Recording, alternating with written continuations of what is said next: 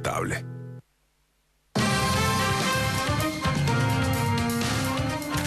Seguimos en código, eran menos de 2 minutos, campeón. Mucho menos. Menos rápido esto, bueno. La producción informa mal.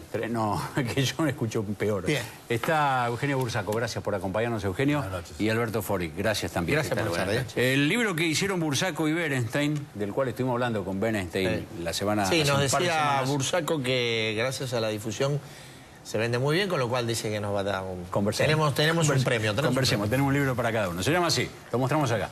El poder narco. Y ahora miro de vuelta. Droga, inseguridad y violencia en la Argentina. Bursaco, Berenstein, con la colaboración de un colega de Gustavo Carvajal. de Rosario, Ah, no, Gustavo de La Carvajal. Nación, No, Gustavo, que estuvo acá estuvo con también. nosotros.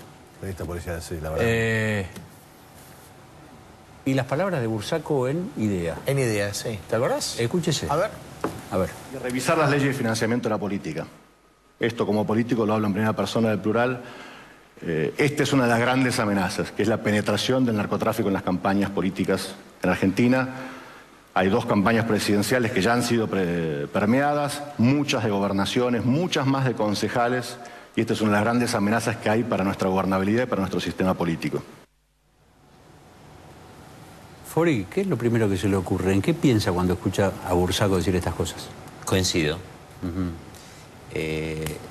La Argentina tiene una larga historia que tiene aproximadamente 15 años de financiamiento ilegal de la política a nivel presidencial, y nuestro debate es muy superficial porque hablamos de presidentes y no hablamos de 24 gobernadores y de 1.500 intendentes en 15 años. No hay antecedentes, y el ejemplo más obvio de esto es que la provincia de Buenos Aires, el primer estado argentino, no tiene ley de financiamiento de la actividad política, lo cual, digamos, una campaña para gobernador en la provincia de Buenos Aires como mínimo sale entre 20 y 30 millones de dólares. Nunca nadie preguntó ¿De dónde sale la plata? ¿de dónde sale la plata? Ahora, ¿por qué usted lo ubica, por qué lo ubica temporalmente en 15 años? ¿Que hay algún dato, algún episodio, alguna campaña en especial? Campaña de Duhalde de 1999 que tiene financiamiento de carteles mexicanos. Sabe que esto le cuesta por lo menos una demanda judicial, lo que acaba de decir, y a nosotros también. Pero está muy bien, si usted tiene cómo sostenerlo, vamos.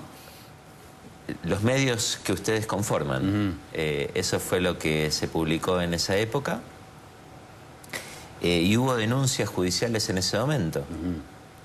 Lo que quiero decir es, la Argentina tiene una historia y no hay en estos 15, 20 años ninguna acción seria de reforma. No tenemos resultados de acciones judiciales que se han llevado adelante. Ustedes mencionaban casos respecto del financiamiento de la presidenta Cristina Kirchner. No tenemos sentencias judiciales 7 años después de ese caso, por lo tanto no sabemos si eso es verdadero o falso desde el punto de vista judicial. Lo que sí sabemos es que hay antecedentes muy severos, y cuando la justicia no se pronuncia y no hay cambios realmente serios en los formatos de financiamiento de la actividad política, lo que va a ocurrir es que se va a repetir o incrementar a lo que en el pasado ocurrió y respecto a lo cual no hubo acción ni de diseño de políticas públicas ni de sanción judicial. Bursaco, cuando usted hablaba en Ideas, en Mar del Plata, hace 20 días, una cosa así, un poco más, de 2 campañas presidenciales permeadas por el dinero narco, ¿de cuáles hablaba? Bueno, que acaba de mencionar Alberto, y la campaña del 2007, Cristina Kirchner-Cobos, digamos, ¿no? En el caso del triple crimen de General Rodríguez, uno de los asesinados, que básicamente era una banda que importaba efedrina ilegalmente, asesinada por otra banda que no quería que la desplacen, había aportado con cheques formales a la campaña de Frente para la Victoria. Toda esa crisis se envuelve en la crisis también de la mafia de los medicamentos, pues que pasó el tiempo, pero tenía mucho que ver con eso. Y todo tuvo que ver con, básicamente, que en el año 2003 México prohíbe la importación de efedrina, y los carteles mexicanos empiezan a triangular la efedrina a través de Argentina y Brasil. Por eso Argentina pasa de importar 200 kilos al año, que es lo que necesita su industria farmacéutica, a 20 toneladas. En un periodo de 2 años crece exponencialmente, con permiso de tonelada y media que otorgaba en ese momento el Cedronar. Por esa situación también hay una causa que tiene la doctora Servinia de Cubría, por la cual están procesados varios funcionarios del Cedronar, justamente por haber otorgado estos permisos y haber facilitado este proceso.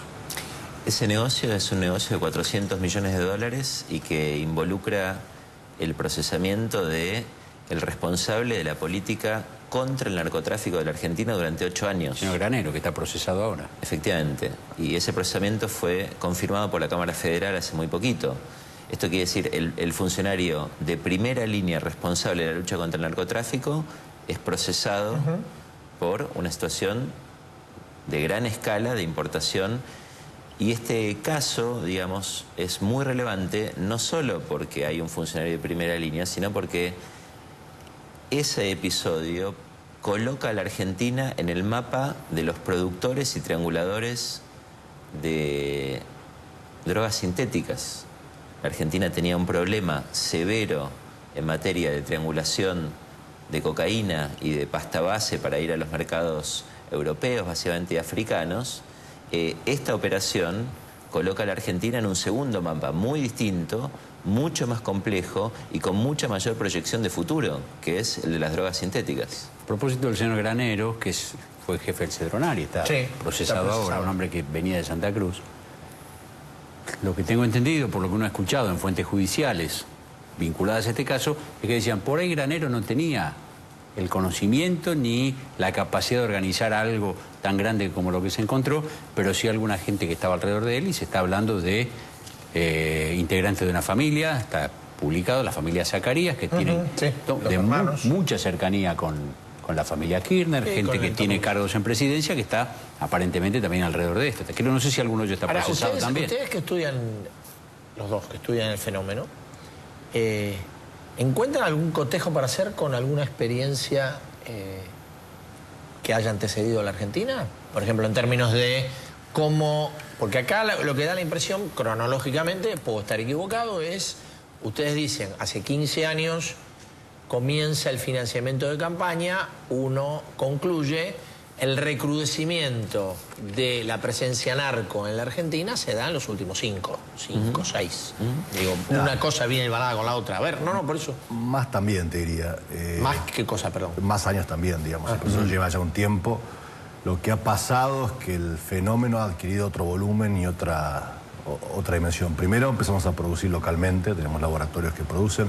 Simultáneamente al triple crimen de General Rodríguez se producen 2 hechos impresionantes, que son la explosión de un laboratorio de drogas sintéticas en Ingeniero Maschwitz, que básicamente estaba financiado por carteles mexicanos, y el asesinato de Unicenter, donde muere un miembro de un cartel colombiano a las 2 de la tarde, asesinado por sicarios. El estacionamiento. Eso ocurre en el transcurso de un mes, en el año 2008 estamos hablando, ya son 7 años casi. Y cambió un poco la naturaleza del problema, porque hoy los narcos ya pelean por el control del territorio. Hablábamos antes de empezar de Brasil y de México. Lo que hoy empieza uno a vislumbrar en Argentina es esta pelea por el control del territorio físico, lo que pasa en ciudades como Rosario, donde tenemos tasas de homicidios ya endémicas extraordinarias. 24 homicidios cada 100.000 habitantes te pone por arriba de Río de Janeiro hoy en día, o de Bogotá.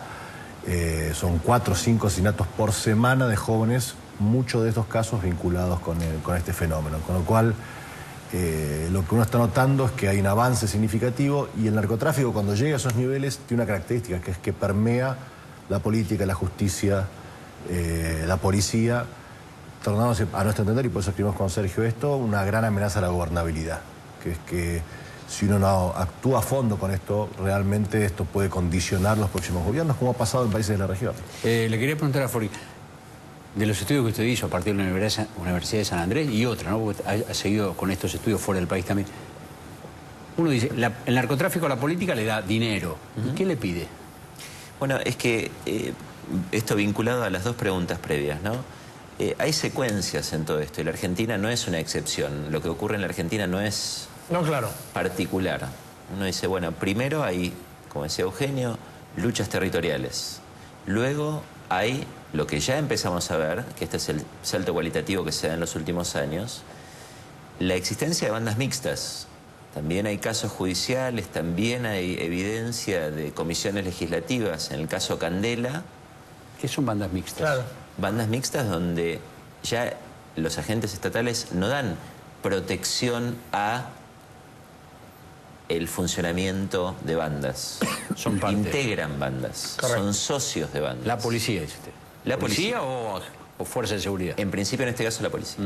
Ahora, el paso siguiente es que esa relación se torna simbiótica. ¿Y eso qué quiere decir? Básicamente que se invierte la relación de poder. El narcotráfico comienza a dar órdenes y por eso amenaza la gobernabilidad. Es decir, se pasa de territorio a sociedad a dominio. Y básicamente el narcotráfico desplaza al Estado democrático. Por eso es un problema de gobernabilidad. No es un problema abstracto de decir, bueno, nos preocupa porque no nos gustan las drogas. Nos preocupa porque la democracia no va a funcionar en la medida en que estas 3 etapas comiencen a transitarse en Argentina. La primera es materia de todos los días. La segunda, el caso Candela, tiene muchos años.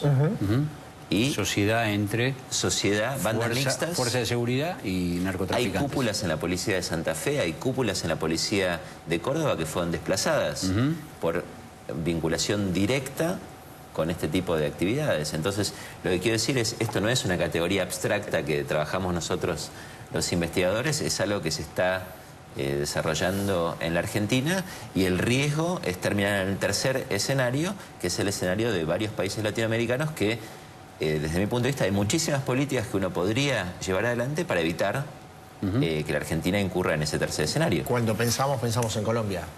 Pensamos en Colombia, pensamos en México, pensamos en Brasil. Es decir, la Argentina está en una etapa preconflicto, Colombia está en una etapa ya saliendo de un conflicto muy severo, y Brasil y México están en una etapa de plena discusión de cuál es la relación de poder entre la criminalidad organizada y la democracia. Gracias a los dos. Gracias. El tema, lamentablemente decimos, seguramente vamos a tener que seguir hablando de esto. Desgraciadamente. De acá vamos a ir cerrando el programa de hoy. Vamos a pedir la medalla de oro. Empieza Los premios. La premiación de código. A ver, director.